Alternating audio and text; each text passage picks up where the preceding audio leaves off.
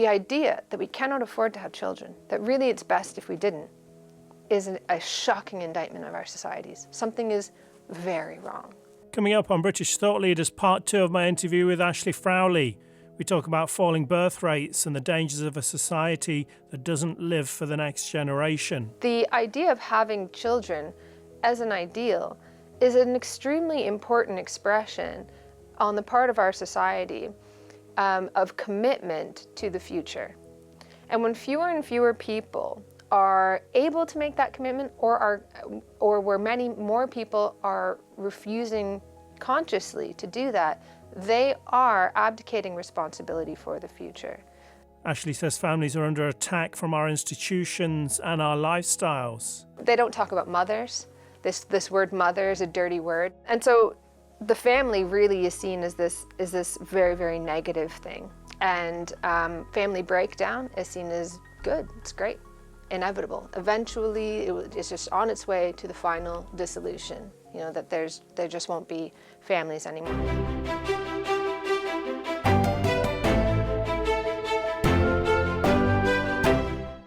So the other end of the spectrum from the assisted death movement is babies. I think we're seeing their birth rates way below where they should be in pretty much every Western nation now. I mean, what are your thoughts about the drivers behind that? It's a really difficult question because, well, no one has a really good answer.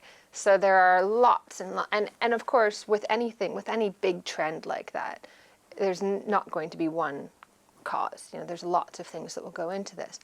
On the one hand, as I've been trying to figure out what's been going on with falling birth rates, I always have in the back of my mind, well, it's always been well known that with a shift from agricultural to industrial, then to post-industrial societies, the birth rate tends to fall. Right. And this is why there was always a big push behind population and depopulation campaigns that wrapped themselves in the language of women's rights and so on, but really they were concerned about the high population in places like Africa, because those in power equate political power with demography, and they were always worried that people in the developing world, if they bound together, because they've got all the resources, could easily hold Western countries to ransom. So they were always very concerned about the high population in India and in Asia, in Africa, and so on, and that's always been a concern. And there was this sense that if we encourage development in these areas, if we encourage liberalization of social norms and so on, then women will have fewer babies. So that's always in my mind. This is a demographic transition that a lot of countries go through as they move toward, greater development. You just need fewer children. If the children don't work, they become objects of affection and joy and pleasure, just like costly playthings. And so you have fewer of them. On the other hand, while I do think that is happening to a certain extent, if you look at qualitative studies, if you look at surveys, women are not having the number of children that they want to have. So there is something going on there. So it's tempting to say, well, this is just how things go with development. You have fewer children. But there is a problem, I think, when women are not having children at all, but they want them, and women are not having the number of children that they would like to have. So that needs to be explained. And so I think there is some kind of underlying trend where our societies, for whatever reason, are no longer able to support families and don't want to. So if you look at the European Union, for instance, they really do not like, in their policy documents, do not like to talk about families. The only time they talk about families, it's rainbow families. Oh, those wonderful rainbow families. I can't tell you enough about wonderful rainbow families, because they think that they'll have the right values and they'll be able to raise children the correct way. Whereas family, otherwise, is conceived of as traditional. And tradition, in their mind, is the cause of a huge range of social problems, because it's just, you're socializing the next generation to whatever the heck you want, whatever values you want to give them, and it's not evidence-based, and it's outside the purview of the bureaucrat and the technocrat, and they hate it. They absolutely hate the fact that families are able to socialize their children however they want. And they think that this is the cause of like gender inequality, that you're passing on patriarchal norms, and they're always trying to go into education and childcare to disrupt negative and harmful socialization. So they see this as family as a very negative thing. So they very rarely talk about families. If you look at the European Pillar of Social Rights, you would be surprised to learn that Europeans live in families at all. There's children, and then there's work-life balance. And it's like, well, what's this life you're talking about? There's no sense at all that life is the care of children. And they don't talk about mothers. This word mother is a dirty word. You have to like go through 15 pages of 9-point font before you find the word mother. And when that word is used, it's always like, oh yeah, because she has these children and she has to care for relatives, and that's bad because that takes her away from where she really should be, which is in work. And the quality of the work, of course, is not good. And a huge driver of economic growth across Europe has been taking away any kind of support for families so that women are forced to go into work. You have to. So the prerequisite for having a family is both parents are working. Yeah. But the quality of the work is usually poor. It's service industry, it's shift work, it's not the kinds of work that people would want to take up, but you take it up out of desperation. And women in particular would take this up in desperation, particularly if they have small children. They'll work those hours around so that they can take care of their children. So they'll work antisocial hours, this sort of thing. So this is a very negative thing. It has nothing to do with women's rights or something like that they see the family as this negative thing for women. It's because they want to push women into work that they wouldn't take up otherwise. Poorly paid work. That's a huge driver of growth. And so the family really is seen as this very, very negative thing. And family breakdown is seen as good. It's great. Inevitable. Eventually, it's just on its way to the final dissolution. That there just won't be families anymore. In fact, they don't like saying parents in policy discussions. They talk about formal caregivers and informal caregivers. So parents are just informal caregivers. And who wants an informal caregiver? That's like the informal market, which is a euphemism for the black market. So the implication is like these people are sort of, outside the purview of the state, and God knows what they're doing. Is the mother dealing goldfish or is she dealing drugs? Who knows, what's going on in those behind closed doors. So the family is really, really maligned in policy. And this makes it harder for people to have children. It makes it harder for people to have children because if you have to, prerequisite for having children is both parents are working. The amount of time that you have to care for those children is it might not be less in the grand scheme of things, but it's more difficult to organize. It's more difficult to organize childcare. And the old dream of having childcare free at the point of use is more or less gone, except for in Nordic countries. Well, good quality childcare that's very cheap or affordable. But even in Nordic countries, the other thing that's happened is the expectations placed on parents have gone through the roof. So parents get blamed for everything. As I was saying before, the family gets blamed for like patriarchy and this sort of thing. And so parents are blamed for a huge range of social problems. Just turn on the news and there's some social issue. It's like, well, what about the parent? And parents should be doing this and parents should be doing that. So the expectations on women and on parents generally have gone through the roof. So no amount of time would ever be enough. So you're forced to be an intensive worker. You got to be 100% a worker. That has to be your first priority. But you also have to be an intensive parent and be 100% a parent. And that should be your first priority. And if you do anything wrong, you're in big trouble. And so studies that have looked at this and looked at why people are not having children until they're older, and then for a lot of people it's too late, or they have many fewer children than they would like, is because the criteria for readiness to have a family have gone way up. Way up. So to be a good parent, it's just the list has got longer and longer and longer and longer and longer, and people just take it for granted that that's what parenting is, so they wait until they're set in their career, wait until they feel that they are ready, and then for a lot of people it's too late. And if you have your children young, well, you are the cause of all sorts of problems. Like I had my children at like 29 and 30, and people were calling me a young mother. Like, in what world was I a young mother? And I have friends who had their children in their 20s and would get dirty looks from strangers for being a young mother. But that's, if you're going to have a family, you should probably, it would be a good idea to kind of get it over with when you're quite young, to ensure you have the number of children that you want to have. But it becomes impossible. It becomes very difficult to support a family when there's no support for families, when you're early in your career.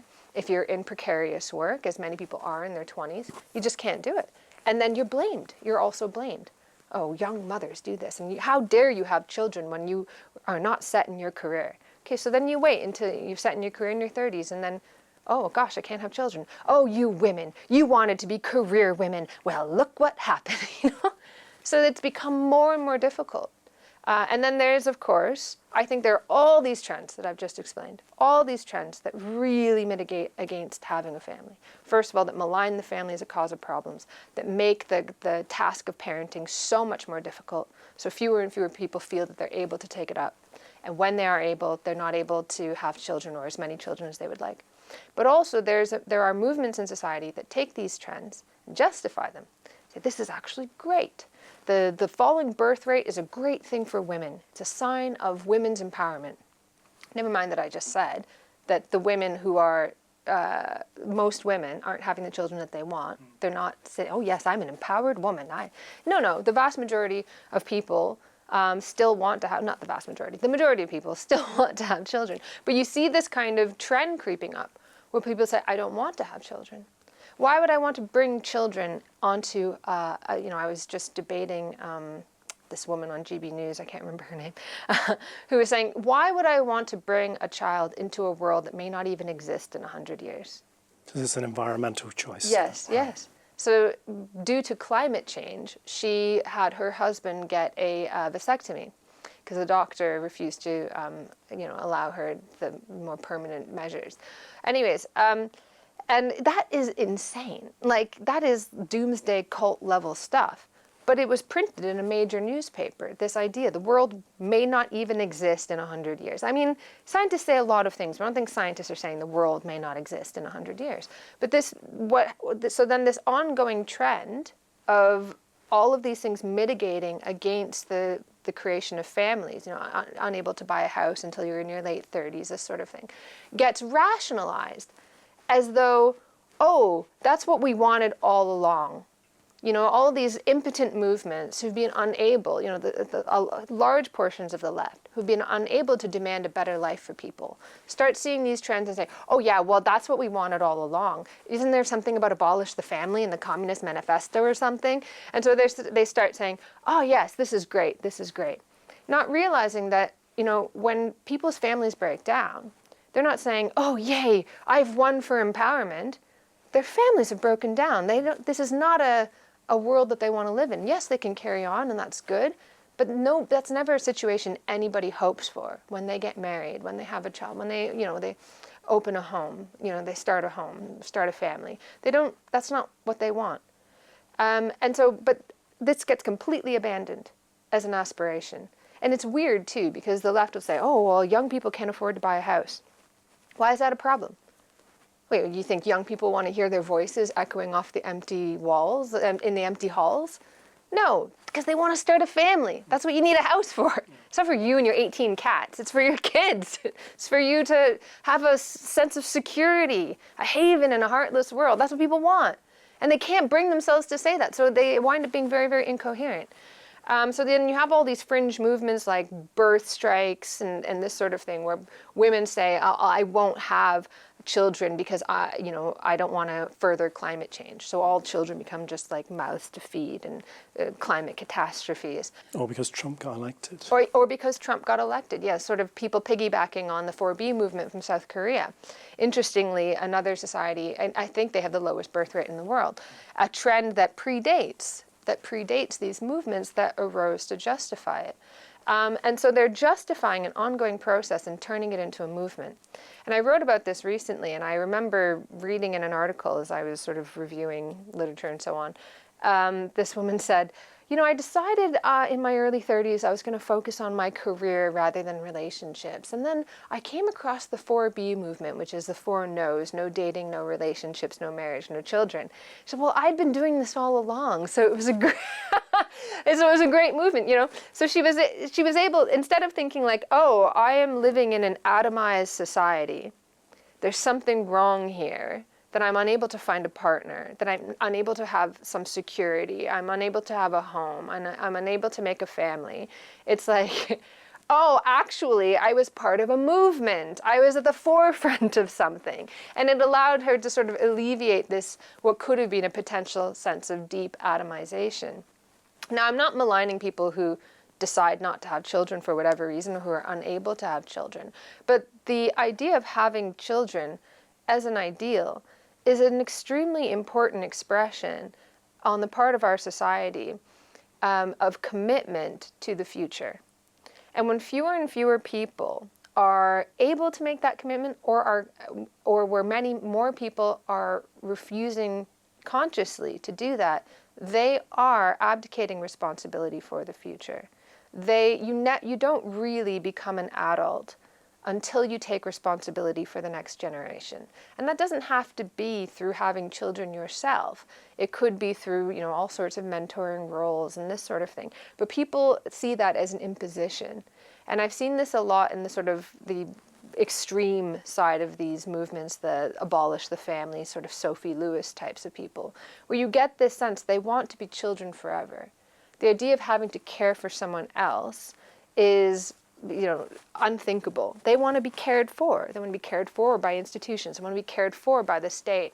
And this is a perpetual childhood. This is a perpetual childhood. And our culture is very infantilizing as well. We talk a lot about how children are the future, which means that adults are not the future. And there's this separation of adults from children. So a family is not seen as a cohesive unit. It's seen as you have the children who are sort of an oppressed creature, this new oppressed class. And then you have the individual parents, the woman and the man. The man often potentially complicit in subordinating the family. The woman who's potentially oppressed by the family structure.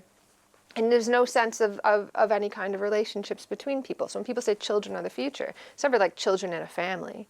It's like atomized children. Or they talk about child poverty, like the parents are living it up somewhere and the kids are in poverty. No, it's the family is in poverty. So there's this sense that children are the future, and when you grow up, you have actually become complicit in a very negative world. And so in that situation, why would you want to grow up? You just want to be a child forever. Is this also like a rise of self-centeredness and selfishness of people who are just focusing on themselves and not thinking about others? Yeah, absolutely. And this is the sort of culture of narcissism. But yeah, it's this refusal to take responsibility. And it's interesting too, because even the individualistic kind of ideas of self-care, I was just reading this book by Keith Hayward called Infantilized. And he talks about how, there's this sort of consumer society, and the consumer society is very infantilized. It's all, you'll sell like video games to adults, and the films are all like superhero movies for adults, and it's all nostalgia and so on.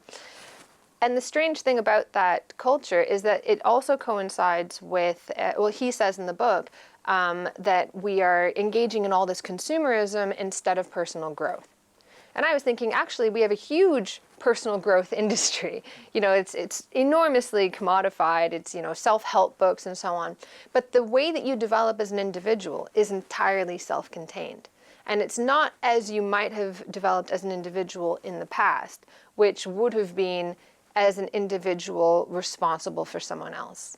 That is how you would have grown up. That's how you would have become an adult. It would be gradually taking responsibility for things outside of yourself.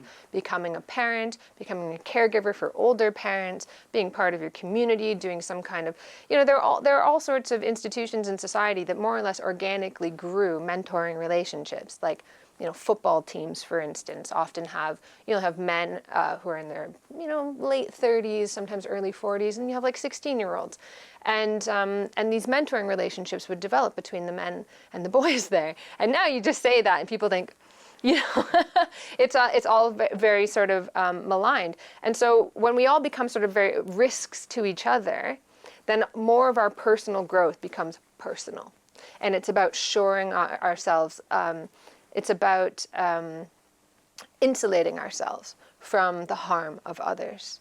And so everybody becomes potentially harmful. All of humanity becomes potentially harmful. And so personal growth isn't about caring for other people, because then caring for other people is an imposition. It's an imposition. It actually takes you away from finding yourself, which is a really sad and antisocial and atomized way of making sense of the world. And then people will talk about, oh, we have an epidemic of loneliness and so on. Well, yes, because, we want labor market flexibility and people moving around, and, you don't know, your family's not going to be with you your whole life anymore. You don't know where your children are going to wind up. You don't know if your partner's going to be with you all your life. Probably not. And so people will say over and over, the only thing that you can be sure of is your relationship with yourself.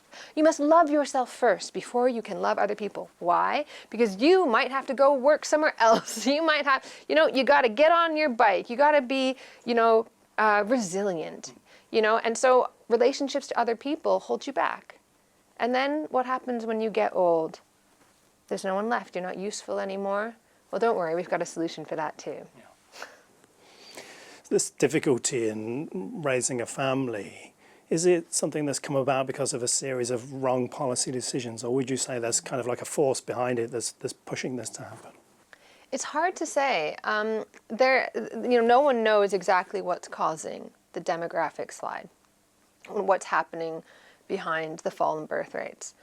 So it's very difficult to say whether or not it is the result of cultural or policy measures specifically that are causing this, or if the cultural and policy measures or discussions are a post hoc rationalization for something that was already happening.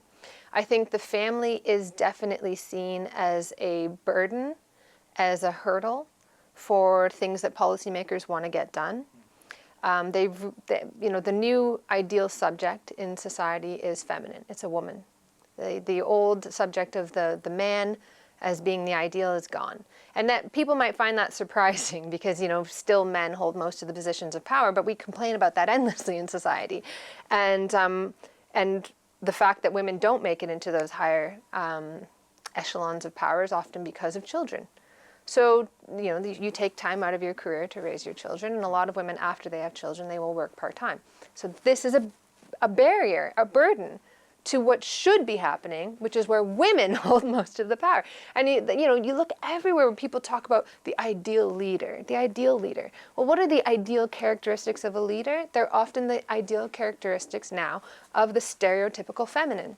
Emotional and willing to be empathetic and compassionate and all of these things that actually feminists for a long time had said were quite insulting about how women are supposed to be by virtue of their bodies or their biology. And women who are not that way were stigmatized. So the ideal subject in society is a woman, and the fact that women have children is an annoyance, an impediment. Men will be demanding. Men will demand more wages, higher wages. They will have a sense of security about themselves that women stereotypically and often are socialized not to. So you see all the time, like I've seen this, 10 years in academia, women will stay up all night to get the thing done, right? Men are like, I'm not doing that. Women will, they feel lucky to be in a position. A man thinks he could do better. He'll negotiate a higher salary. We don't want that.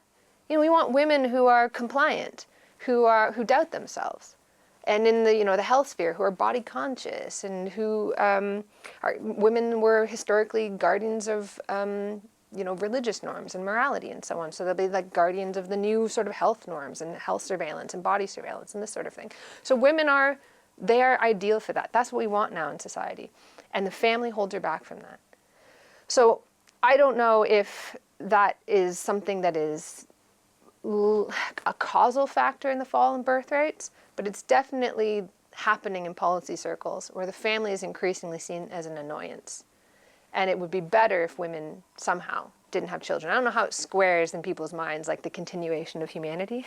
I think I hear sort of climate change activists always saying only the right people should be having children, which is so eugenic. And it's very funny that these people think of themselves as leftists, because I'm like, well, you would be in good company. You know, back in the 30s, I think I could find some friends for you. This idea that the idea that the right people should be having children, the flip side of that is the wrong people are breeding. And this is causing problems, right? So there's a sense that the right people should be having children. And increasingly, the right people are those who are seen to have the correct values. So again, when people talk about families, the only time they talk positively about families is often, you know, as I said, in the EU, for example, to talk about rainbow families, because they're assumed to have the correct values. They're, you know, if you look at IVF clinics, the ideology of who would make an ideal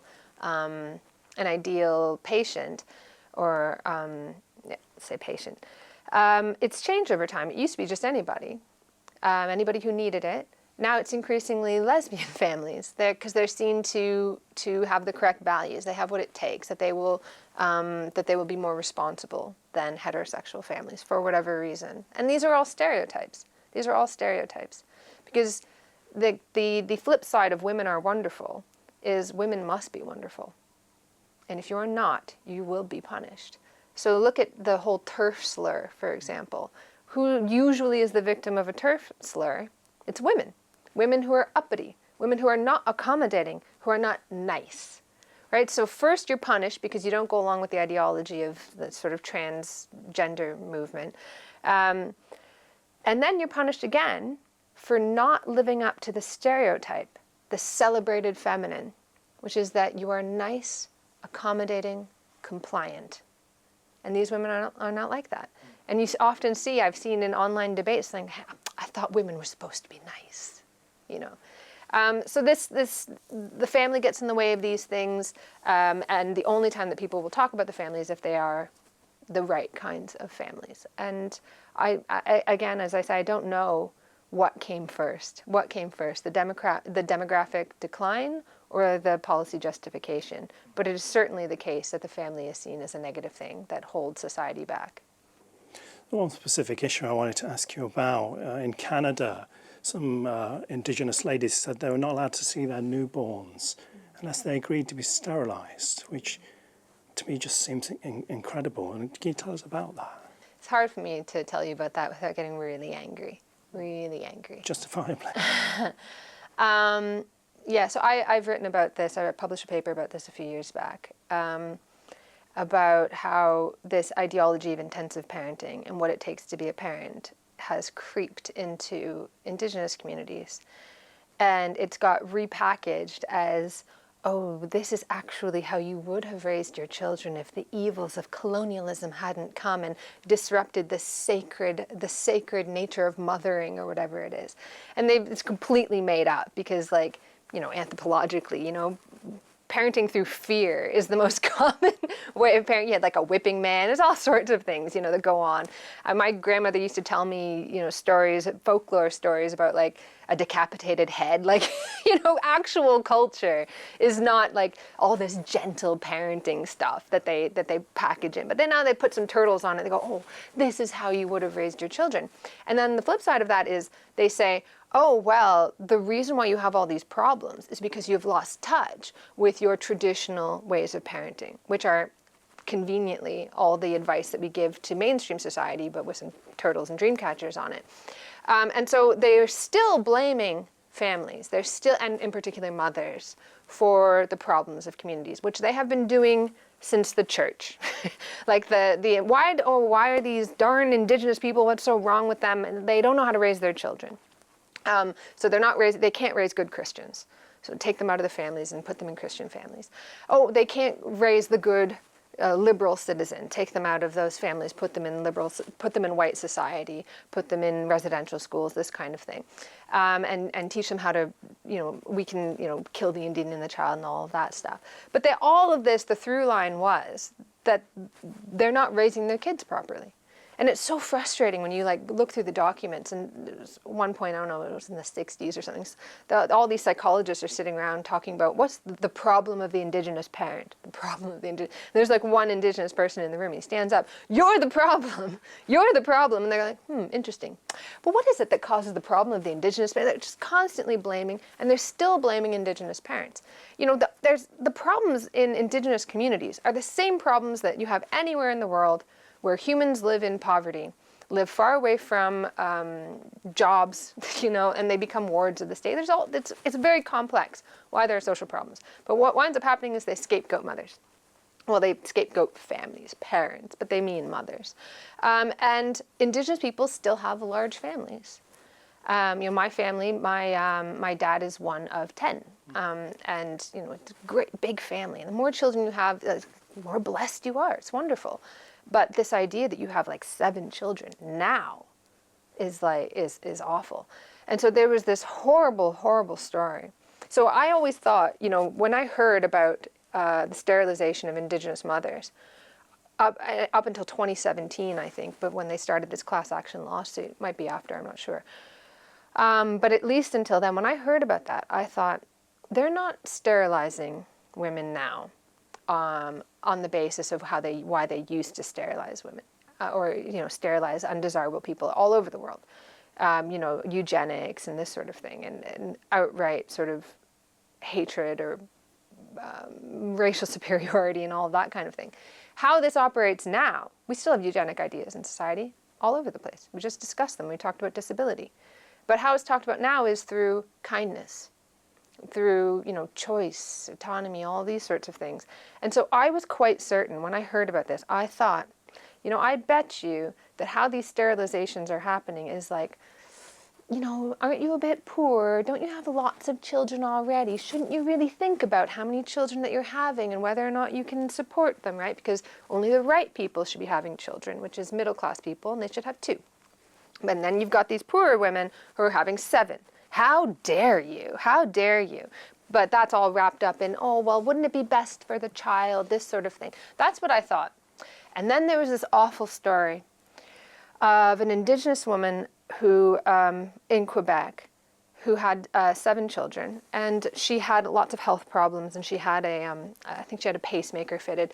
Anyway, she went to the hospital in terrible pain, but she only spoke her Indigenous language and a tiny bit of French.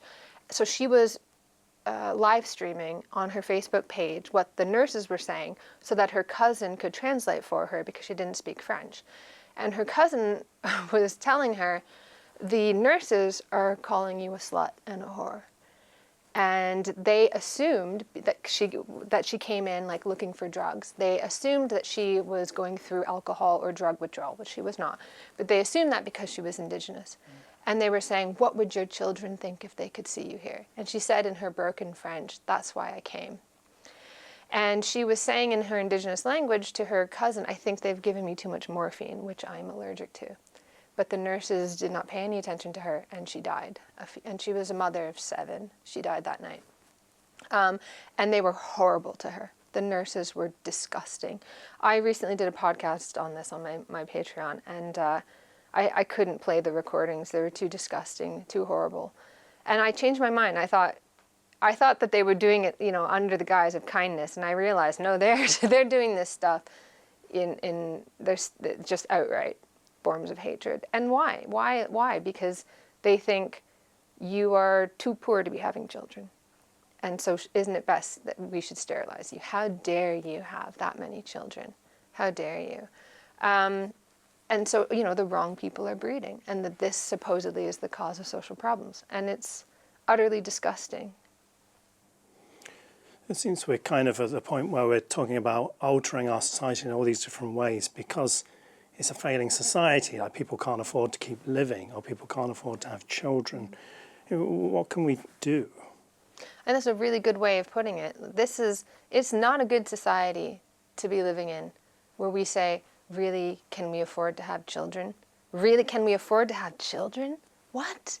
You know how much, you know, older people, you know, in Japan that live in this isolation, they often talk about how sad it is that there aren't any children around. That when you have a relationship with a child, it reminds you of your continuity. You go back to the Enlightenment, people used to say, my afterlife is in society. I do have an afterlife. Human beings, we do live forever because our legacy lives on after us. You know, other animals, they might, you know, a bee might make something that's beautiful, but it's the same generation after generation after generation. Human beings, we, you know, I wouldn't, you give a can of beans to somebody in the 14th century and wouldn't even know what to do with it, right? We are progressive. We leave a legacy. And the relationships between generations reminds us of that continuity of every single life. A child is your afterlife. A child is your afterlife. And the idea that we cannot afford to have children, that really it's best if we didn't, is a shocking indictment of our societies. Something is very wrong. The amount of joy and happiness that children bring, how they rejuvenate the world, how they see, you know, you're 100 years old and you see a child, you know, seeing flowers for the first time. You see a flower for the first time through their eyes. And it's wonderful. So the idea that we can't have children, and then the idea that we ought not grow old, is the other side of this horrific indictment. You should grow old. It's wonderful. It's great. We should want to grow old. We should want to fall apart. We should want to live as long as possible, as good as possible, as well as possible. That's progress. Where are we going if we've given up on that? We've confined ourselves, condemned ourselves to permanent stasis, to living in the present forever. It's like this common sense idea that the past was bad, but the future is so much worse. Let's just maintain, let's sustain the present forever. And this is not meaningful. This is nothing for people. Most people throughout human history did not live that way. They did not live as though they had one life to live. Christopher Lasch says this in Culture of Narcissism. He says they lived as though they lived their parents' lives and their children's lives. That's how most people lived. You live for something beyond yourself, and that is what gives your life meaning. So I think how to stand up to this is to live like most people have lived, and I hope will live moving forward, which is to live for something beyond yourself. To commit yourself to a task that gives your life meaning, not because it makes you happy, but because it makes the potential suffering of life, which is inevitable, worthwhile. I think it's Viktor Frankl, he says that so that we can become worthy of our suffering. To accept suffering as part of life, but to work to alleviate it. So it gives our lives purpose. And I think living for the next generation, living for your children or the younger generation in whatever form that takes, is a commitment to something beyond you. It is a commitment to the future. It is a commitment to living beyond the present and beyond yourself. So that would be the advice that I would give, to not give up, to not acquiesce to the present as the best of all possible worlds, but to demand a longer life, a better life, to demand a better future, because it is possible. It's just being kept from us, and we shouldn't accept when people tell us to give up. Ashley Frawley, thank you for joining us. Thank you.